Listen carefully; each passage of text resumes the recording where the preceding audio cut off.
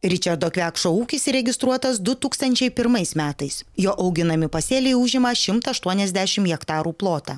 Nors ūkininkavimo veiklos apimtis nėra labai didelis, tačiau ūkininkas užsiema daugeliui Lietuvoje neįprasta veikla. Jis augina tauriuosius elnius ir danielius. Ričardo Kvekšo valdose ganosi apie 300 šių grakščių gražuolių. Pirmieji danieliai tai mano buvo irgi paties atsivežti iš Slovakijos. O atsivežiau dėl to, kad Švedijoje aš pasižiūrėjau, kad jie labai gražiai nugraužė žolę ir aš turėjau ten tokius paupius, kur tiesiog nei nušienausiai, nei nupjausi to žolės ir labai užželdavo, labai brūzgynais, tai man norėjosi, kad irgi būtų gražu kaip parkas, medžiai ir apačioje žolė nugraužta. Ričardo Kvekšo didelė žemės ūkio naudmenų dalį sudaro pievos ir ganyklos, o tai leidžia elnius bei danielius aprūpinti pašarais. Žemės dabar, pagal deklaraciją, aš ten nemažai nuomojos, kur, sakykime, kaimynai nedirba, iš valstybės esu susinuomavęs, tai kažkur apie 300 hektarų deklaruoju. Jau dauguma ten yra pievos, kažkiek yra ir pasėlių. O miško, aš manau, kad irgi bus daugiau kaip 300 hektarų. Tolimesnis tos, sakykime, žemės sklypus, kur aš turiu Zarasuose, Ignalinui, tai aš stengiuosi apsodinti mišku, nes tikrai nepatogu yra. Iš ten aš jau pašarų iki čia nevešiu, tada tiesiog jos apsodinti mišku.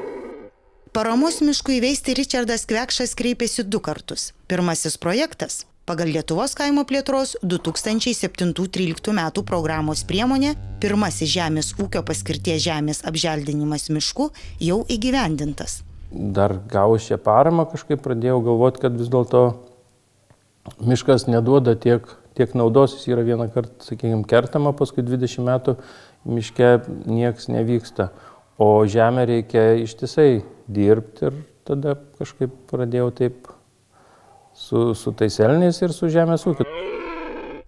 Kai žmonės sodybas nusipirkę turi kažkokius plotus žemės ir, susigunda vis dėlto labai sunku atsilaikyti tam grožiai, kai, sakykime, matai šalia nugraužtą pievutę gražią, ten ganosi tie porcelianiniai danieliai, tiesiog įspūdingai atrodo.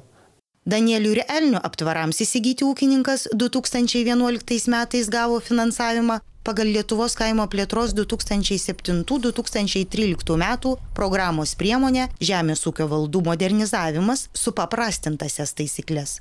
Pradžia buvo, kad ten didelį voljerą medžioklinį darysiu ir laikysiu elnius, bet aš čia turiu dabar bendroj sumoje apie 80 hektarų voljerų. Ir nemanau, kad reikėtų plėsti su elniais. Čia, sakykime, šitos voljerus ganėtinai intensyviai aš galiu užsiimti elnininkystę, o tas visas kitas pievas, nes labai daug investicijų reikia į aptvarus, tada ten mėsinė galvininkystė. Artėjančių kalėdų vienas iš simbolių yra traukiantis rogutės elnis. O kaip su danieliais? Kalbant apie rogutes ir vaikučius ir senelį šaltį, tai yra šiaurinis elnis, kuris yra visiškai kaip šuo, prisiriša ant pavadėlio, vedžiojas ir gali su juo cirkus krėsti. Danielius galiu aš iš rankų pamaitinti, galiu paglostyti, bet aš jo nepasivedžiosiu. Jis vis tiek pats pasakys, ką jis nori veikti. Meilė grakštiesiems elniams ir danieliams skatina Ričardą Kvekšą naujiems sumanymams. Jis planuoja ateityje kreiptis vėl paramos. Aš dar planuočiau, yra čia miško apie 13 hektarų, tada galim būtų čia įrengti gal ir moksleiviam kažkokius tokius rimtesnius pažintinius, sakykime, takus, kur ir galėtų ir danielius apžiūrėti, ir gal ir mėsiniai galvijai ten gali kažkur būti. Tiesiog padaryti žmonėm tokią vietą, kur kažką galėtų susipažinti.